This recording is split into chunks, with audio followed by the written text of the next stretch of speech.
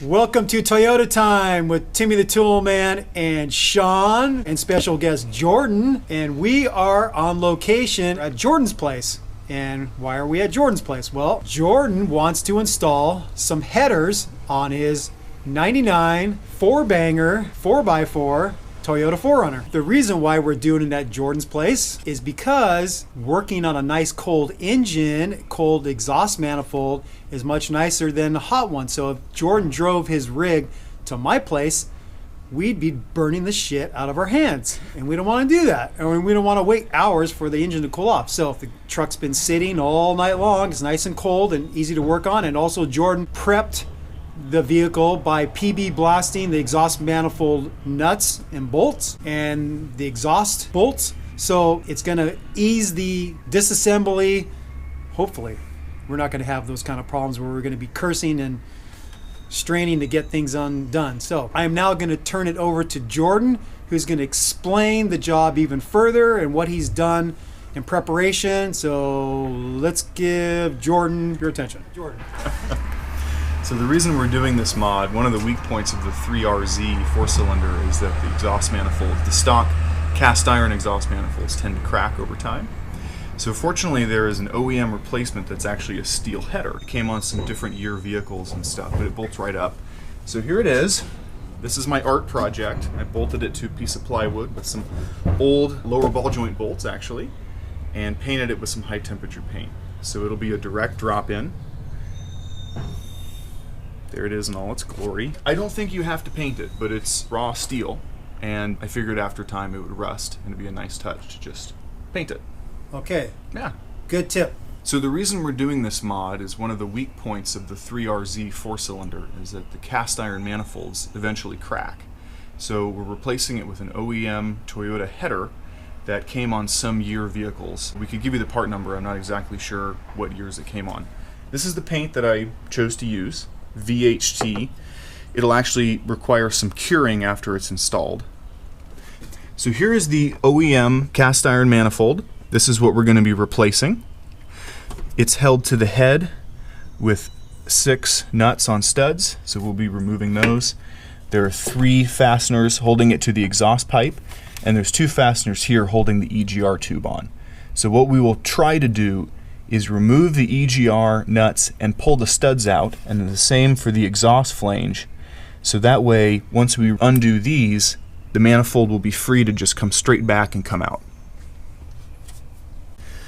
So in preparation of this project, I've already taken a few things off of the engine. The first, I took off the intake tube. It's simple, there's just 2 clamps, one on each end, and a couple of bolts underneath that hold it steady. And then I also removed the exhaust manifold heat shield. This gave us good access to all the studs so that we could PB blast them and give that a lot of time to do its work. So to start off this job, to get access to the exhaust manifold and take it off, there's certain things you have to take off the engine first. First of all, you want to disconnect these lines for the cruise control off this little clamp, and then you remove it off of this clamp right here, and then you take these 3 10mm bolts out. 1, 2, and then there's a third one. Sensor electrical connection right down here. 3. So you take this and you just fold this over the engine and plop it over there near the intake or near your brake master cylinder. The next thing you want to do is you want to disconnect the mass airflow sensor electrical connection. You've got this wiring loom that plugs into the air tube in a couple spots. Free that. Then the next thing you want to do is remove the hose for the fuel pressure regulator. Take this off of the air box. You want to remove this hose to loosen this constant tension clamp, get out of the way and pull the hose off of here. The next thing you want to do is loosen this clamp on the throttle body, and then loosen this clamp that hooks up to the air filter box, and then you can pull this whole thing off the engine. The next thing that you have to do is there's a bracket right underneath this part of the air box, and it hooks up to the head with a couple bolts, and so you have to take that bracket off. And then the next thing you have to do is you got to remove the fasteners that hold this heat shield to the exhaust manifold. And then once all that stuff is out of the way, then you could start attacking the exhaust manifold nuts, the 6 nuts that hold it to the head. So that's the order of operation. Since he already took them off, we're going to make sure that at the end of the job, we're going to show the installation of those parts so you know how they go back on. So don't worry, we're going to show it. So here's our parts list for this project. What we're showing here is the order form. The only part that we probably won't use today is the clamp. This is the clamp that bolts the exhaust pipe onto the bell housing.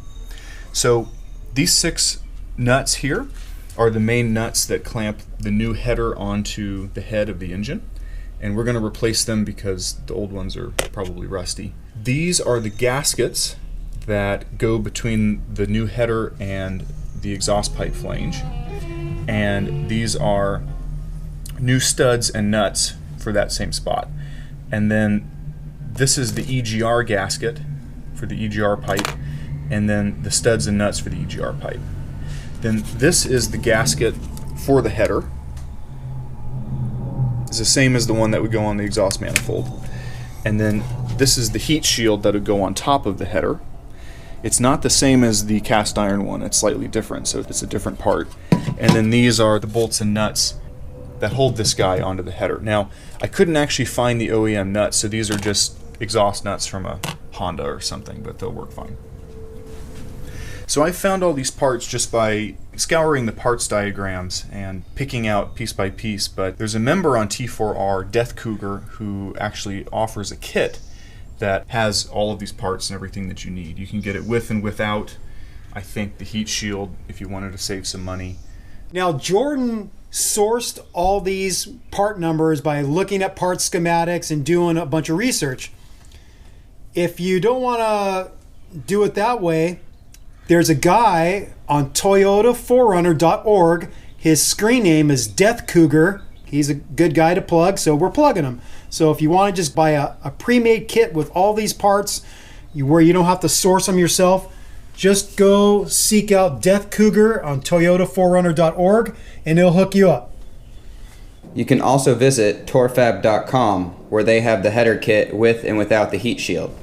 So we're not sure if we're going to need these parts. This is the clamp and the bolt that goes with it that holds the exhaust pipe onto the bell housing. So here they are. We're not sure if we're going to need them, but we've got them anyway. So the first thing I'm going to try to do is remove the EGR pipe nuts, and then we'll actually try to withdraw the studs if possible. If not, we'll leave them in there and go from there. This is a 12 millimeter. There we go. I guess the Croyle did its work. So Jordan is using a flex head gear wrench. You can see that this 3/8 drive gear wrench flex head ratchet is kind of key because you can see how hard it was to get there. So he's actually utilizing the flex head to be able to get back there. If you have a regular ratchet, you're not going to be able to get in there like he just showed. This is something to consider. Gear wrench makes really nice products, and they give a lifetime warranty on their stuff. Pretty important to have a flex head for that application, or maybe you do it with the flex head box end wrench, but something that will flex that where you can get back there and turn the wrench. So did you put a little extension on there? Yeah, just to help me get around that bolt there. There we go. Should be good. These are only 15 foot-pounds, so they weren't really very tight. So Jordan put, for the bottom one, he put a short extension with the 12 millimeter so he can get on the bottom nut of that EGR pipe. Let's see if it's finger loose now. It's kind of tight back there. He's right up against the firewall of the engine compartment. There we go. But he's got it up. Studs that we bought are the kind where they have a star end, so we should be able to just pull them out, but these ones don't, so it may be tricky to actually withdraw these studs, but let's see. We actually have some flexibility. We're going to be okay. We'll be okay. In worst case, we can double nut it and pull the studs out. replacement studs for the EGR pipe connection are different. So right now we're not going to be able to get on there with a socket and pull those out. So we're going to try first to not remove those studs and just flex the EGR pipe enough to where we can pull the exhaust manifold out. So now we're going to focus on trying to get these out, and we will, I think, be able to withdraw the studs as well. Yeah, we'll need to go from the underside to hit these 3. All right. We're underneath the truck. It's kind of tight underneath here, but Jordan is going for one of the exhaust bolts. Jordan's using a deep 14 millimeter socket, 3/8 drive with some extensions to get basically back far enough to where he can turn a ratchet. So he's got 2 extensions linked together to get at the nut. Jordan has switched to even a longer set of extensions. He's got a few linked together so he can get back further in order to have an easier time turning the ratchet. So now Jordan's going back in. And we've broken this one loose already, so now we just have a little short ratchet on for spinning it off. Yeah, he's using his little cute little shorty. And he's reaching up and he's gonna... There's one. He's got one off. Okay, he's gonna go for...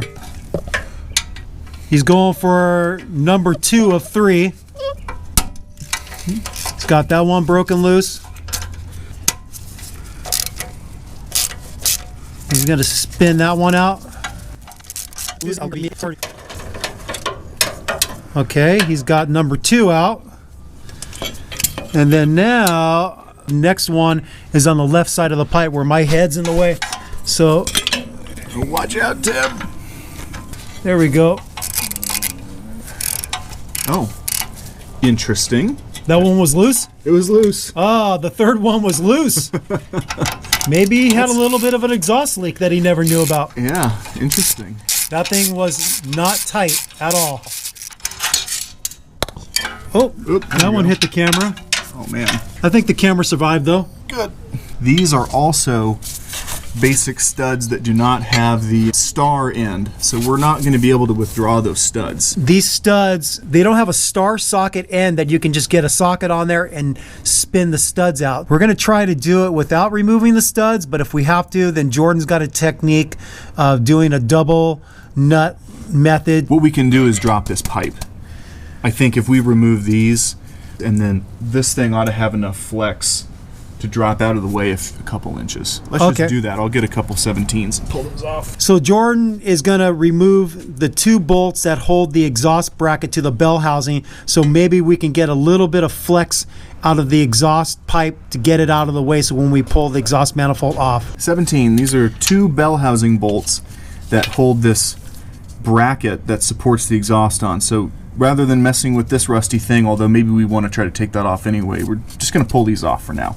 Okay, so 17 millimeters using a 3/8 drive flex head gear wrench. I guess Jordan ate his Wheaties because he was able to get that loose. That was a tight mofo. Maybe a breaker bar, huh? Yeah, we're going to get something different for that. He's going to get some extra leverage with a breaker bar. So it's about a 2-foot breaker bar with a long 17 millimeter socket with a short extension to get more leverage to take that upper nut off.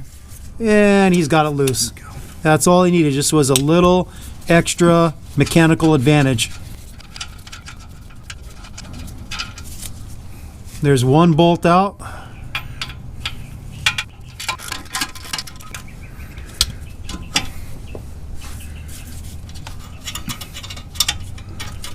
Pushing up a little to take the load off the bolt. Okay, the second one's out. Now that bracket is free of the bell housing, we can hopefully get a little bit of flex out of that exhaust pipe. How much flex we getting? Not a whole lot, are we? Well, what we should do is unbolt. Yeah, it's in the front O2 sensor. There we go. What we can do is take this guy off, and then we'll have more room. Okay, so to give us a little more room, we're gonna take the exhaust off of the hanger, and what I have found really helps is a little bit of silicone spray will make the rubber part slide off really easy. So we're just gonna hit it.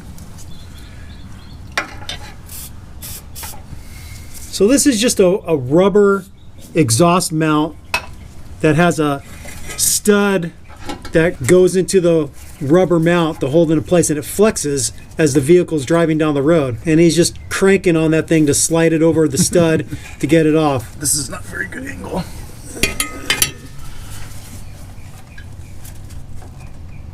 There we go. Little force, manual force, he's got it loose. And now the whole thing should drop a little more, I think. Maybe. We're gonna see now with that mount, you're giving a little bit more movement out of the pipe, but maybe not as much as we hoped. Okay, let's go unbolt the exhaust manifold and see how we can finagle it out. So we're gonna go back on the top side now, and we're gonna start taking the exhaust manifold bolts out to see if we can pull this thing out as is, or we have to do some more work on the exhaust itself in order to have more room to pull the exhaust manifold out. So now we're going to remove the 6 main nuts that hold the manifold on, and after we get them off, we'll figure out how to massage the whole thing out of the engine bay. It is going to be like a Swedish massage? Whatever you want it to be, Tim. Okay. It may be that some of these studs... Jordan likes to massage his engine. Yeah. Makes it real happy. Loosens it up a bit. Yeah. This stud is coming along for the ride. The stud's coming out? Yeah, sometimes that happens. The nut kind of seizes, and so the stud is drawing out. That's okay. We'll get the nut off of it on the bench vise and put it back in.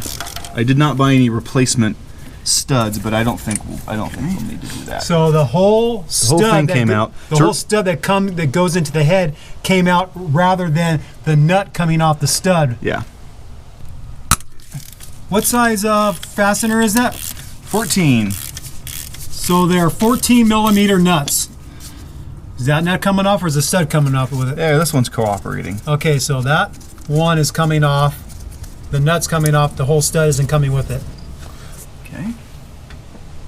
I'm going to kind of work from the outside in. I don't know why, it just kind of seems like the right thing to do. Yeah, let's do this one here. So Jordan's going for one of the 2 lower ones right now. This one kind of feels like this stud's coming out too. Stud's coming out too? Kind of feels like it. Yep. That's okay, as long as no aluminum comes with it, not a big deal. So this might happen to you, people in YouTube land, even with pre-treating the nuts with some PB Blaster, or Jordan likes to use a product called Croil. Yeah, the Croil didn't work this time. This might actually work to our advantage, having these studs come out anyway. Yeah. So it has to happen. I won't complain. So Jordan's now going for the one on the bottom, closest to the front of the engine. We can't really show with the camera angle, just too tight, but it's, well, if you look underneath it, you'll find it.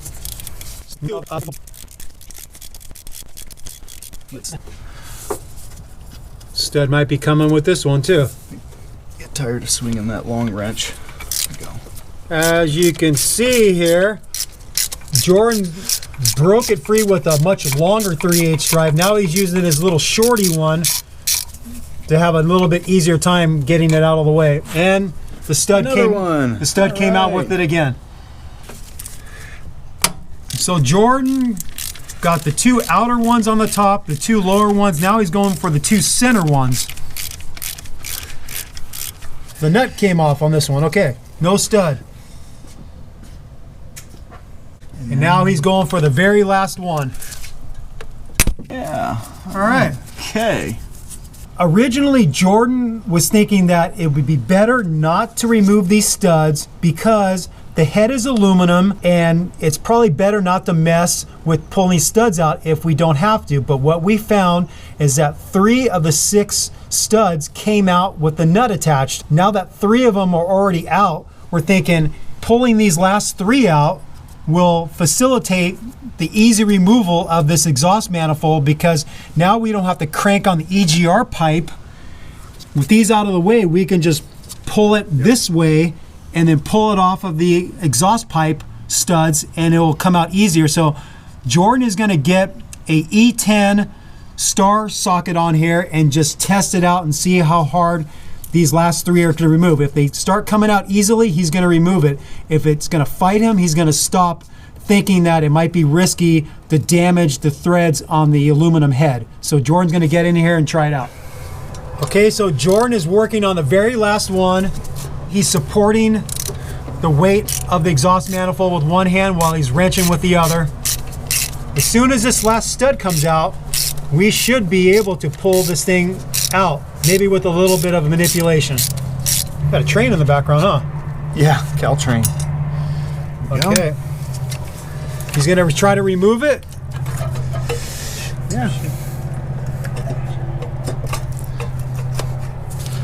He's just wiggling it and he's pulling back on the EGR pipe a little bit.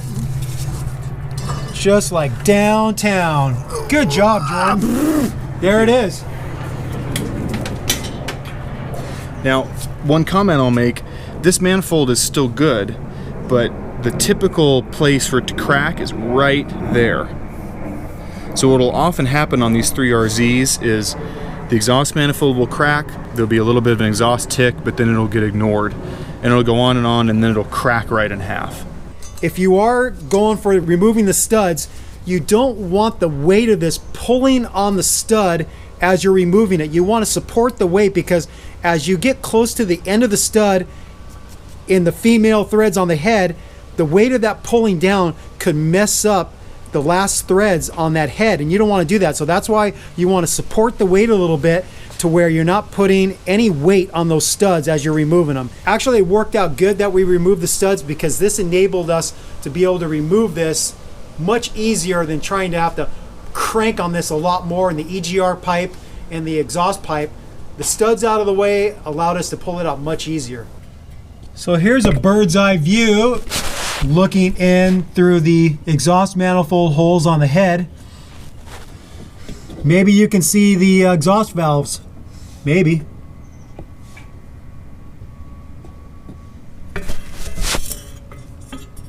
There you go. Just a quick comment. This is how the old exhaust manifold gasket came off. And what we wanted to note is that there are these little indentations, and we found that the side that's poking out was toward the head.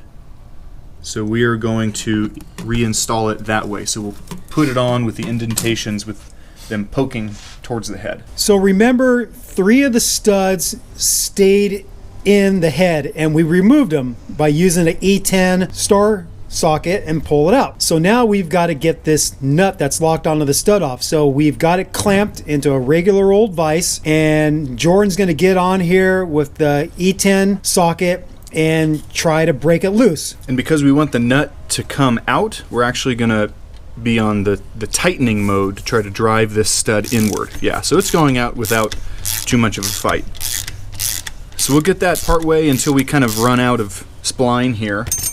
Now he's going to transition to some soft jaws to where it's not going to hurt the thread. This orange, red, or clay looking color, those are soft jaws, so it's not going to hurt the threads on this stud. So he's got it clamped in there firmly. Now he's going to get a socket on that nut and back it off the stud. Oh, it's practically just coming off. It's coming off, no problem. Yeah, now it is. Good. Woohoo. All right, and this one, it was pretty kind to the threads. So these threads, we'll clean them, but they're really, no damage to speak of. Here's a very handy kit that you might want to buy for yourself. Thread Restorer Kit. Jordan turned me on to this. Craftsman makes a nice kit. So instead of using a tap and die set to clean up bad threads, either female or male threads, you do a thread restorer kit. And it comes with all different size applications for metric and standard. And so instead of doing a more invasive like cutting of new threads with a tap or die set, these just basically restore the threads and clean them up. Cleans up the threads and doesn't necessarily cut new threads. If they're just a little bit wonky, either female or male threads, clean them up with this type of kit and you'll be better off. So he's using this kit to clean up the studs that came out of the head. So that's what he's using this kit for. So as an example, if the threads are clean, they should pretty much just run through it. This is also a good way to double check that your threads are clean and is not going to cause any binding. Now this one, it actually did damage the threads just a little bit when that nut came off. So what we're going to do, I actually do have to do the double nut trick on this side so that we have something to hold on to drive it through this, because you see it actually needs a little bit of torque to go. There's just enough we can grab on with the spline, the E10 tool. That will be better. So since we're going to be cutting a little bit, I'm going to put just a little bit of just motor oil on there to ease the operation. So we're just drawing it through. So once again, this is not actually cutting new threads, but it's just cleaning them up. So he's using the E10 socket to draw the stud through that cleaner. Yeah, and now it ought to come back off with a lot less force. Yeah, so you can see whatever parts of the thread were a little bit mangled, it's just kind of pushing them back into position. There we go. Nice and cleaned up. So the key to successfully using a kit like this, you have to know what size fastener it is and the thread pitch. So just don't grab any of these and start cranking on it. You have to match the thread pitch to the application. So, and it's actually a M10 1.25. Those studs are at M10 1.25. Okay. Okay, since we're reusing this, we're just going to use a kind of a fine steel wire brush just to clean the threads and get all the dirt out of them, make them nice and shiny. Nice and shiny. So Jordan is going to now take these exhaust gaskets off. He just got a regular flathead screwdriver working underneath the lip there, doing a little prying action. They're kind of stuck on there. Yeah, a little bit. Maybe like a little chisel, possibly? Yeah, he's using a little altered screwdriver, a little angle to the dangle. There you go. The screwdriver that I put a bend in. Kind of a handy tool. I think I'm going to bend a screwdriver like that, maybe. So it allows you to have a little bit of a fulcrum action by getting underneath the lip. Find a place to start. Here we go. I don't remember if I heated the end or not, but I just bent it. That's all. Just put it in a vise and put 30 degrees on it. There you go. Just a little Harbor Freight. Okay, so to clean this one up, we're just gonna. Jordan is just cleaning up Just get the crap off of it. the exhaust connection with the wire brush where we just took off those gaskets. Okay, good. Then we're going to use the Scotch-Brite pad to clean the back of the EGR here. Now Jordan's just using a regular kitchen sponge with the abrasive side, cleaning up the EGR pipe.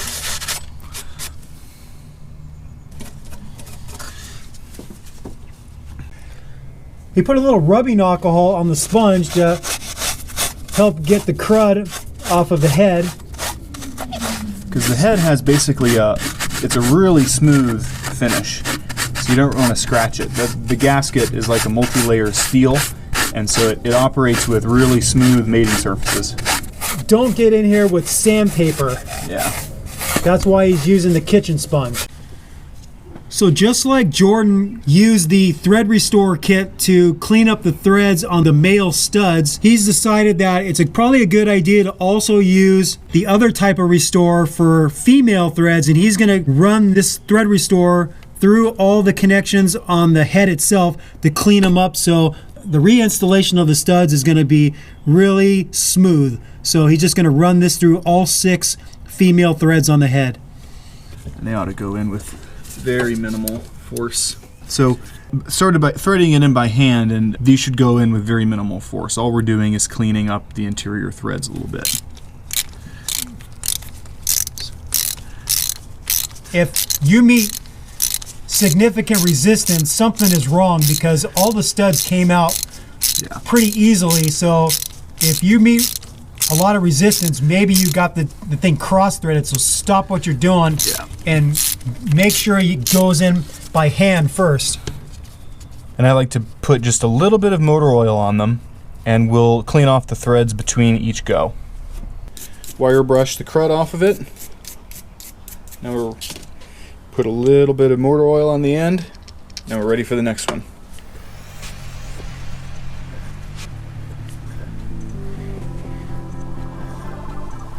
Between each one he's cleaning up, he's re-cleaning the tool, and then he's applying a little bit of motor oil to just make the ease of threading it in and cleaning up the threads and removing it.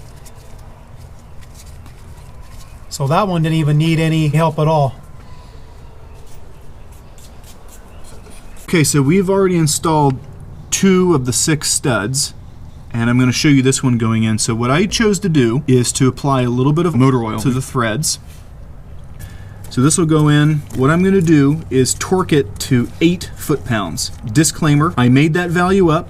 I could not find anything in the factory service manual specifically about this, so I'm using my best judgment that these need to be snug but not really very tight into the head.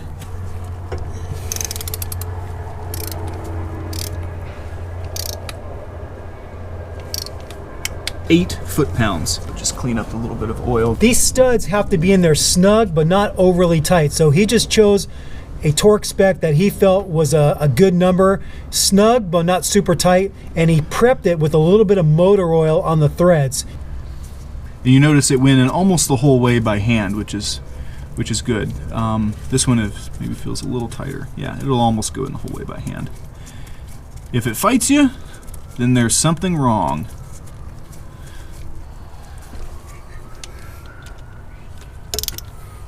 This is the E10 socket. Okay, here comes our factory fresh exhaust manifold gasket. And remember, we're installing it with the little protruding tabs. Not sure if it matters, but that's how it was, so that must be right. There we go. It's just gonna hang out there until we put it on. Here's the mating surface. Drop this piggy in here. So Jordan is now installing the new header. And that went in very easy. Woohoo. He's got one nut that he's gonna get started just to hold it in place for right now. Actually, you know what? It's a lock nut, so it's only gonna go in that far. It's only gonna go that far, okay. Yeah, so that's all right. So I've got my nuclear grade anti-seize. You could probably use any kind. This is what I have, so I like to use it. I'm gonna put some of this on the inside of the nuts and put them on. So the reason why he's doing this, if he ever has to take that header off, hopefully this time the nuts are just going to come off, the studs are going to stay in place. So that's why he's doing this. So he put a little bit of anti-seize on the female threads on the nut. And just put a little in there, and if you want to be really exacting with it, you can kind of force it into the threads. There we go. A little extra won't hurt. Okay. All right. Okay, go. So this one that we've anti-seized already, I'm just going to drive this one on till it touches off, just to where it's just touching the header. We're not we're not going to tighten it yet, just to kind of get everything, keep it from wiggling around. Touching off. Not to be confused with. So we decided to be a little less mess, actually, to just go ahead and put it on the stud. So he's putting anti-seize on the stud rather than putting it on the female threads on the nut, because he's getting a little bit of extra mess. Either way, you're going to probably have to do a little cleanup with the rag. Trying to keep this stuff off of the header because the paint has to cure. One of the reasons to do this mod, in addition to the fact that these headers won't crack like the cast iron manifold, a lot of people say that there's a slight performance gain. Woohoo! Some people report an extra MPG or so, feel a little bit more power. I haven't seen any authoritative proof on that, but it stands to reason anyway. But the main reason I chose to do this was to eliminate the cracking problem. So what Jordan is doing now is he's just snugging these up, not cranking on them, because he's going to torque these to spec. So he's just getting them snugged up, and then he's going to grab the torque wrench. And they go on with a little bit of force because they are lock nuts. So they have a deformed part at the end that grips onto the stud. So going to the factory service manual, Jordan is now ready to torque the exhaust manifold bolts to spec. And the spec is right here, 36 foot-pounds. And Jordan has his own technique of bringing all the bolts slowly up the spec. And I'll let Jordan explain that. So what I'm going to do is start from the center and alternate working my way outward in a series of steps. So I have them snugged up already, and then I'm just going to do, the final torque value is 36, so I'm just going to do 10, 20, 30, 36. So I've got the torque wrench set at 10. There we go, not very much.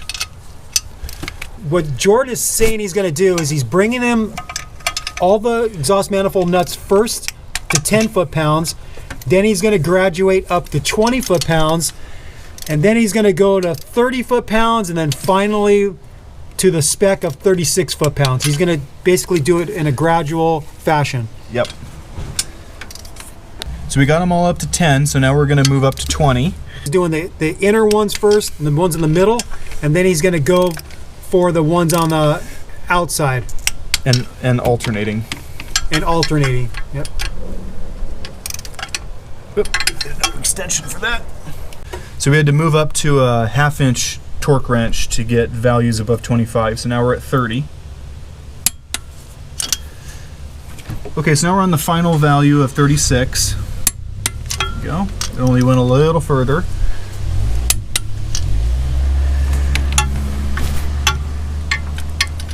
So once Jordan gets all these to 36, he's going to go back around and just double check that they're all at 36. So he's going to get them the spec, and then he's going to go around one more time on each nut and just double check that they're good.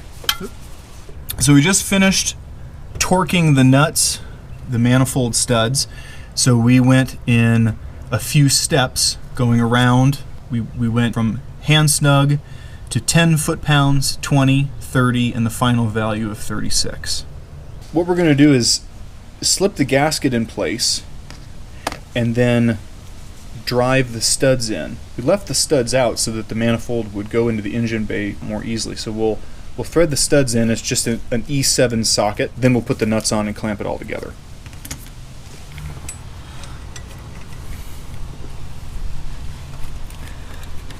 Let's see.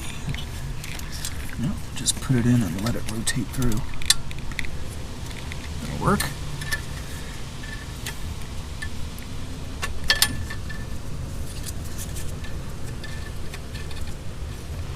There we go. It works. Woohoo! Like that. Get the other one in.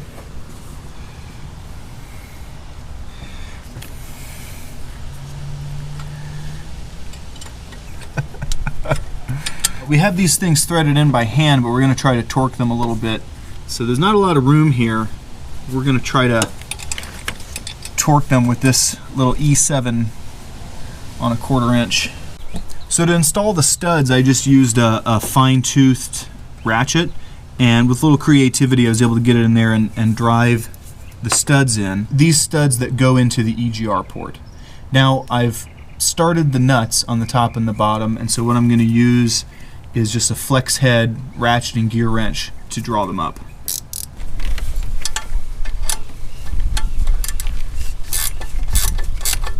One thing that would have made the installation of the studs for the EGR pipe a little easier is if Jordan had a 1/4 inch flex head ratchet, which he didn't have. In a tight space, the flex head ratchets are really nice, and so he's using a flex head box end right now.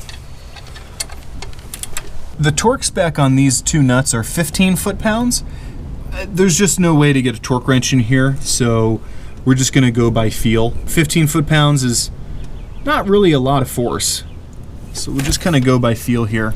If you can't get on a fastener straight at it at a right angle with your torque wrench, you're not going to get an accurate torque spec anyway, so there's not enough room to get the torque wrench in there, so you just got to go by feel like Jordan said and just tighten it snug enough to where it's not going to come loose or create a leak.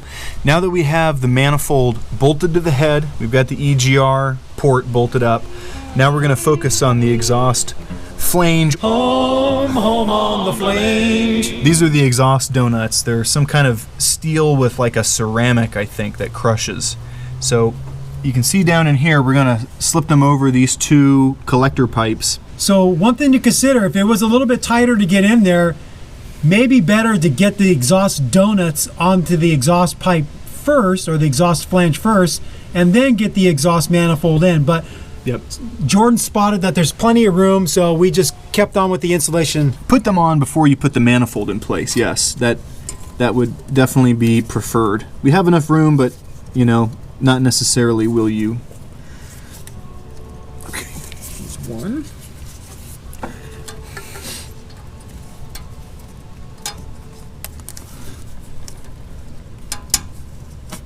Okay, here we go.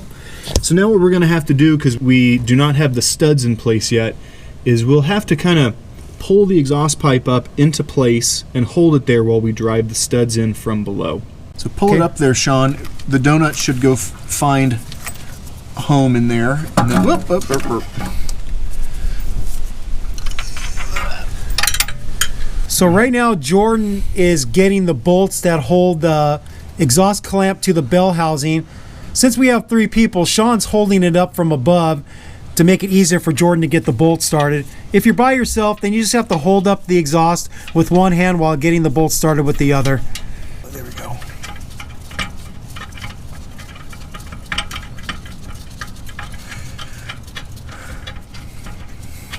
Dang Japanese, gonna have 15,000 thread contact.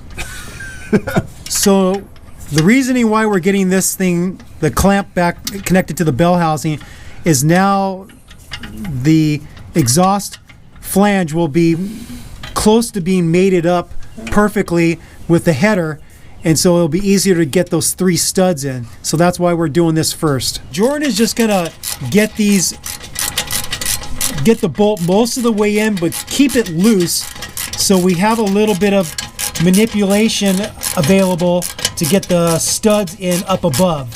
So you just want them mostly all the way in, but still loose enough to where you can wiggle the exhaust to get the studs in place. And he's going to get the other one. We also put the hanger back in place. We had removed this to let the exhaust drop down a little further. Okay, so just slide that rubber hanger onto the post again. Yep. Next thing we're going to do is we're going to work on getting the 3 studs in place for the connection of the exhaust flange to the header. We've got the stud here on this little E8 connector. I have an adapter, so because it's a 1/4 inch. No, that looks like a wobble extension, huh? Yeah, it actually is, and that may be kind of nice for this. If you're wondering what a wobble extension is that the head of the extension is made in a way that it allows a little bit more movement so you can get an easier angle. Oh, okay. Yeah. I'm just gonna get it in by hand. Okay, good. Yeah. I'm actually gonna lose the wobble. I don't think this is gonna help us really. So Jordan just has, again, a bunch of extensions linked up together to get way back here to where he has room to turn it with a ratchet. We've got one already in on the upper right, looking from the bottom of the truck, and now we're going to work on getting the next one in. So he's starting it off by getting the stud onto the M8 star socket, and then he's going up there, and is that one starting? Feels like it, yeah. Here we go, and I'll just drive it in with the ratchet. So we're just gonna bring it snug, just, you know, what probably feels like no more than a few foot-pounds. So I do have this wobble here. It's just because that was my long extension. Doesn't really matter. Yeah, you don't really need the wobble extension because it looks like you get a straight shot. The wobble extension is more for if you have to get in at a little bit of an angle, and that little bit of extra movement allows you just a little bit of an extra articulation to get where you need to get on the fastener. I can probably actually start this with my hand. Yep.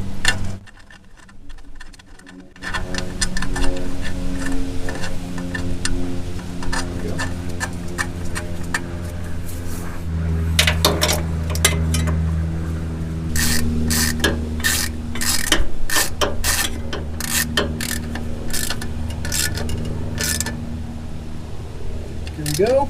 Good. Now we just got to put the nuts on there. Now, so are you just snugging those up? You're not torquing them. That's correct. Yeah. Yeah. I'm not as concerned about it because it's just going into steel. What Jordan just did is he got the 3 studs in. He just snugged them up. No torque spec. He's just got them in there snugly, and that's it. It's not a big deal. They just got to be driven in all the way and snug in place. And now he's going to get the 3 nuts attached, and those are going to be torqued to spec. Now we're getting the nuts in place. So what we're going to do now is install the nuts onto the flange bolts up there. And we've put some anti-seize on them. We put it on the nuts because it was easier to access than the studs. And we're just going to run these 3 nuts up till they stop, and then we'll get the torque wrench.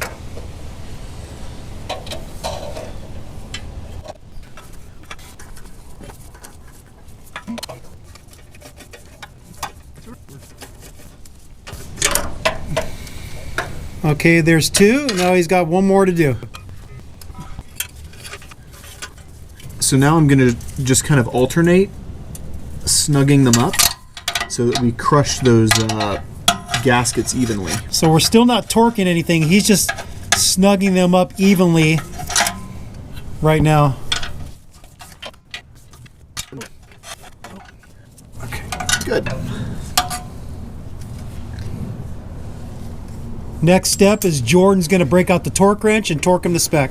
So Jordan is now torquing these 3 flange nuts to 46 foot-pounds. He's slowly going to bring them up. I have a 1/2-inch driver on right now. I'm just kind of tightening them a little more. So yeah, I'm kind of doing increments, but it's not like a super flat precision mating surface, so I'm not as worried about it. So he just cinched them up a little bit more with a 1/2-inch drive. Now he's got the torque wrench connected, and he's going to bring them up to 46 foot-pounds.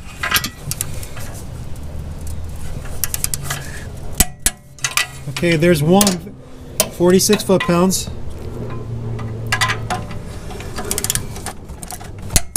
There's 2.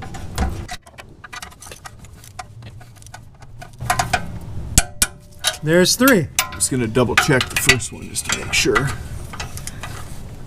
Yep, okay, they're good. Okay, so all 3 flange nuts are torqued to 46 foot-pounds. Now we're gonna tighten up those 2 bolts that hold the exhaust bracket onto the bell housing. We're not going to use a torque spec. Jordan's just going to go by feel and just get them nice and tight.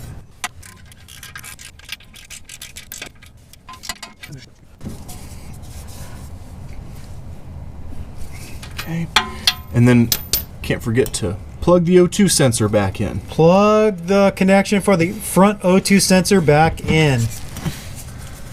You should feel a snap. There you go. Woohoo. So that's done. I guess we're done with everything on the underside of the truck, right? Yep. So now we got to go topside and finish this thing off. Okay, as an optional extra, since I bought this part already, we're just going to replace this rusty old clamp and bolt. This is what clamps the exhaust collector tube onto the support bracket, which is bolted to the bell housing.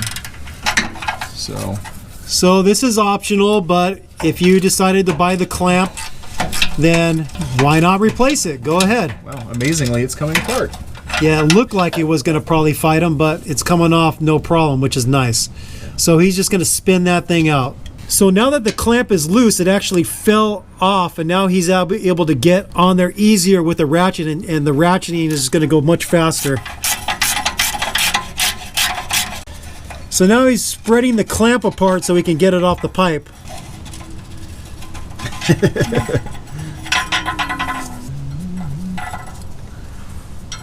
Pliers and a channel locks combo. Yeah. There we go. He's got it off. But yeah. So this is something to note that maybe you might not be able to tell when you're taking off the rusty one, is that nut is actually welded onto the clamp. So you have to take the bolt out.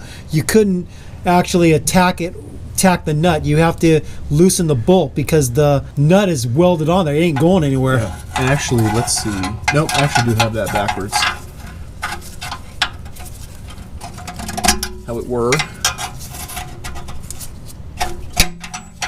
So I'm gonna, while it's close down here, I'm gonna close it up a little bit. So he's using a channel locks to squeeze it together a little bit. Because I had to spread it apart to make it fit over the tube. Yeah, so he spread it apart to fit it over the exhaust pipe. Now he's squeezing it back together with a pair of channel locks.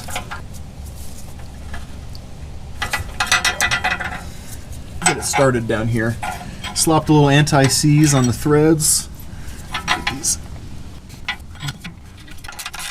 So he's just getting it on there a little bit started so where it's easier to turn the ratchet. Now he's going to bring it back up into position.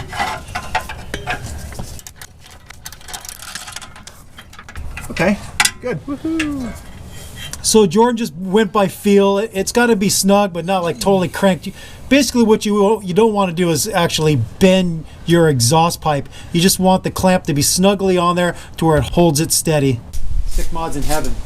So just to be able to show you how the heat shield attaches to the original exhaust manifold, we're showing you on the bench because the new header has a different type of heat shield, goes on a little differently. So there's 4 fasteners that holds this original heat shield to the original manifold. Number 1, 2, 3, and 4. And the way this thing sits on the engine is like so, like this.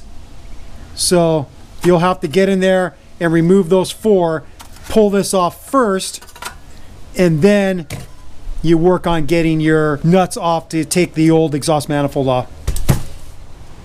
Here's the new heat shield. It's actually a different part number to fit the header. A lot of people actually will install this header and not get the heat shield, or some people have even modified their original heat shield to fit. I just bought this new one.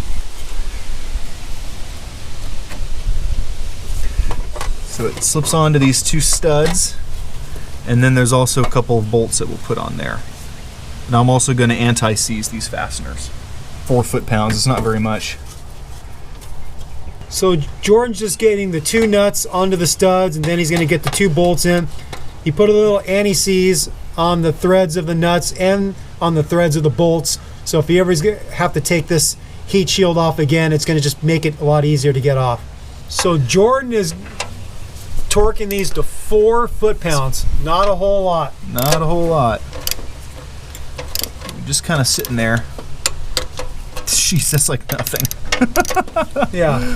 The reason why it's 4 foot-pounds, it's all it's holding is this light little heat shield. It doesn't have to be cranked on. Yeah. So you could either use a torque spec or just snug them up nice and light.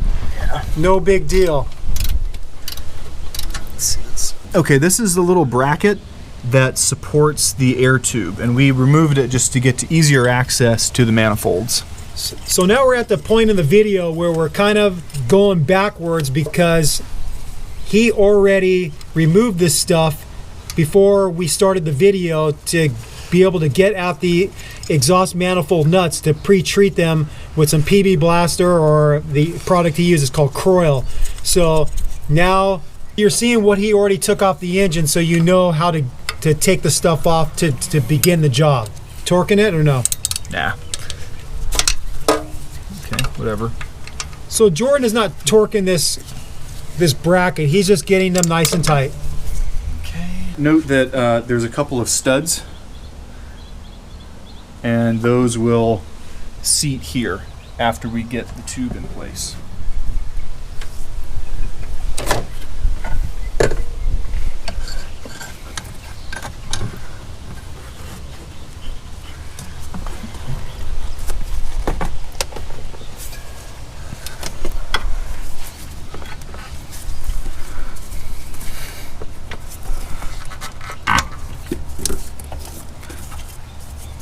Okay, it looks like he's got it fully seated. He's got the studs into that clamp that you just saw him put on.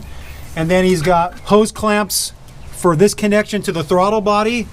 And then there's hose clamps to this tube that goes to the air filter, and that's your mass airflow sensor. So he's just gonna cinch these up with a Phillips head screwdriver.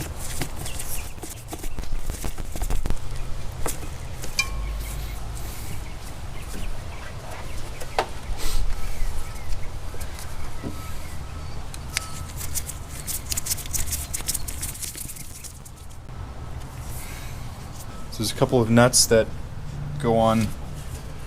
Now it's going to be impossible for us to get the right angle to show that, but you saw the studs that Jordan already showed. So he's just going by feel, going underneath the air tube and getting those started by hand. Now they're 12 millimeter nuts. So gear wrench works pretty good for getting to these. These flex heads are really nice. These box end ratcheting head flex head wrenches from Gear Wrench, so it makes it easier to get into places.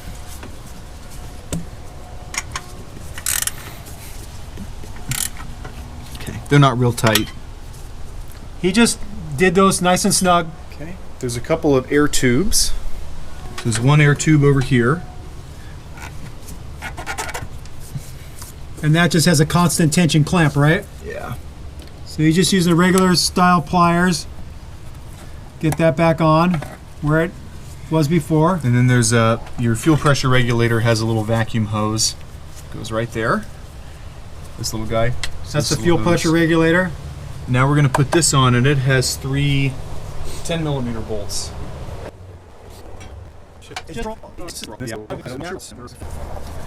So lastly, Jordan is getting the cruise control box hooked up to the passenger side fender. It's held in place by 3 10 millimeter bolts.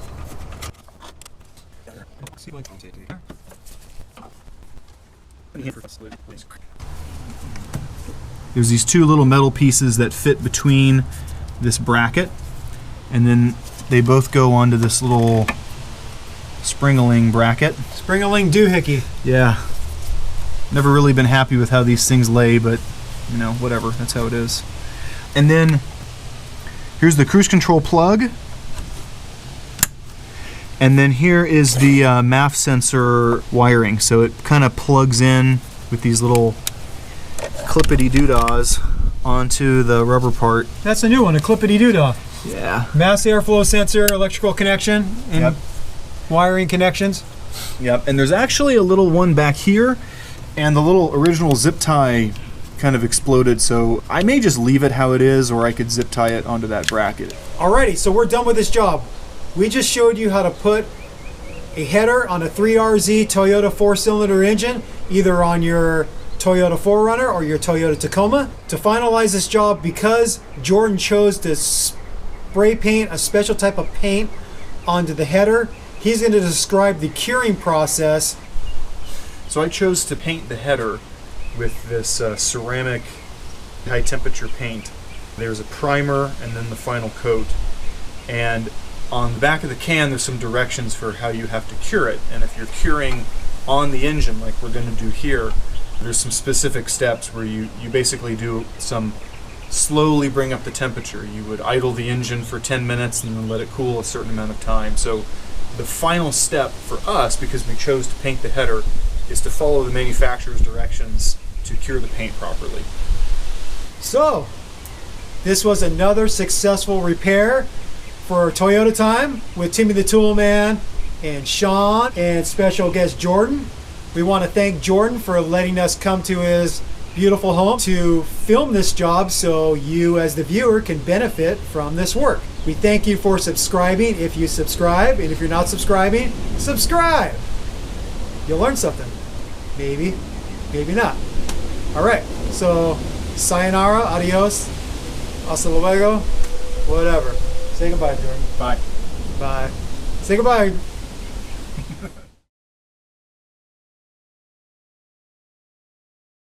Oh, my cat. Biggest vice I've ever seen in my life. Right. Okay. You guys still filming?